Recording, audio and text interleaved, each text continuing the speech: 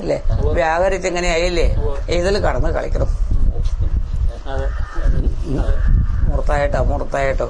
അപ്പൊ വ്യാകരിച്ചില്ലേ? ഇപ്പൊ ഞാൻ ഒരു ഇത് പറഞ്ഞു എന്നേ ഉള്ളൂ. ഈ കണ്ട സാക്ഷി ഇന്ദ്രിയങ്ങളുടെ ലോകങ്ങളിൽ വ്യാപരിക്കുകയാണ്. ഇന്ദ്രിയങ്ങളുടെ പ്ലഷേഴ്സ് ആനന്ദങ്ങൾ എടുത്തിട്ട് കേട്ടോ. അപ്പൊ ഇതൊന്ന് മടങ്ങാൻ പറ്റില്ല എന്ന ഉപനിഷത്താണ്. പറ്റില്ല. അങ്ങനെ പാറ്റണേനാണ് ഈ യോഗം എന്ന് പേര്. വ്യാകരിച്ച ലോകങ്ങളിൽ നിന്ന് മടങ്ങാൻ പറ്റില്ല പറയല്ലേ ഇന്ദ്രിയങ്ങള്. പക്ഷെ അവശതയിൽ മടങ്ങുന്നുണ്ട്. അവ നമുക്ക് അറിയണ്ടല്ലോ. അവ നമ്മൾ ഉറക്കത്തിൽ കിടക്കുമ്പോ കണ്ണ് തന്നെ നിൽക്കുന്ന തന്നെ പോയി, ബാഹ്യലോകം പോയി, ഒരുമിച്ച് പോയി. അത് കഴിഞ്ഞിട്ട് മനസ്സ് പോണത് പ്രാണനായിട്ട് വരുമ്പോഴോ തനി ഉറക്കായി ഒന്നും അറിഞ്ഞില്ലല്ലോ. അറിഞ്ഞില്ല പറഞ്ഞാൽ ശരി. കാരണം അറിവിലെ അഞ്ചെണ്ണമുണ്ട്, മനസ്സും ഇതൊക്കെ ഉണ്ട്. മനസ്സില്ലല്ലോ. അവ്യാകൃത തീരുമാന വ്യാകൃത പറയണത് അറിവല്ലേ.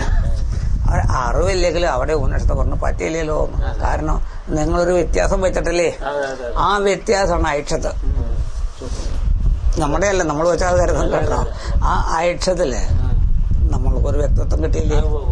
സർവചരാചരങ്ങളും കിട്ടിയ വ്യക്തിത്വം കേട്ടോ. അപ്പൊ ഈ ഡിഫറൻസ് ഉണ്ടല്ലോ. യസ്മിൻ തദന്തരങ്കുരുതേ അതസ്യ ഭയം ഭവതി എന്ന് തോന്നുന്നു. ഈ താനാത്മാവെന്നുള്ളൊരു അന്തരം വെച്ചല്ലോ.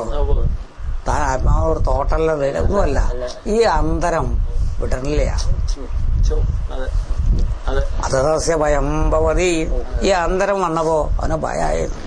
ഭയം കൊണ്ട് അസൂരൻ ഒക്കെ പറഞ്ഞില്ലേ? അത് വേറെ ആളെ പേടിച്ചൊന്നുമല്ല. വെരി എക്സിസ്റ്റൻസ് ഭയമാണ് നമ്മുടെ ഭയത്തിന്റെ ഫോർമേഷനാ. ഭയം എന്ന് പറഞ്ഞാൽ രണ്ടെണ്ണ. യത്കിഞ്ചിൽ പശതോ ഭേദം ഭയം ബ്രൂതേ ശ്രുതി.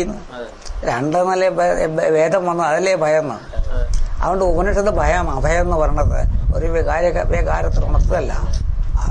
അഭയം രണ്ടില്ല.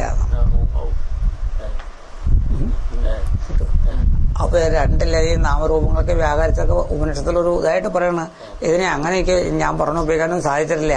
ഏകദേശമായിട്ട് ഇതൊന്നുമില്ല കേട്ടോ വ്യാകരിച്ചത് അല്ലേ.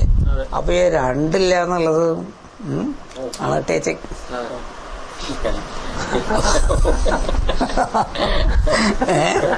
എല്ലാ ഉപനിഷത്തിലും അതാ പറഞ്ഞതേ.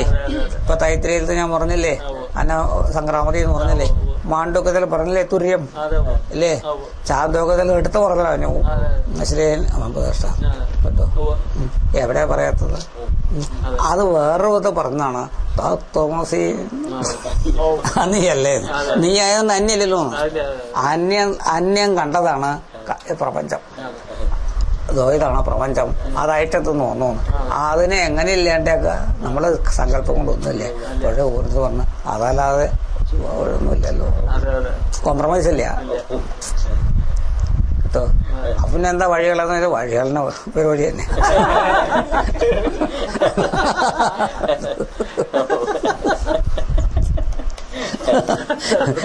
ഞാൻ ഉപനിഷത്ത് പറഞ്ഞ പറയാം തപസ്സാണ്.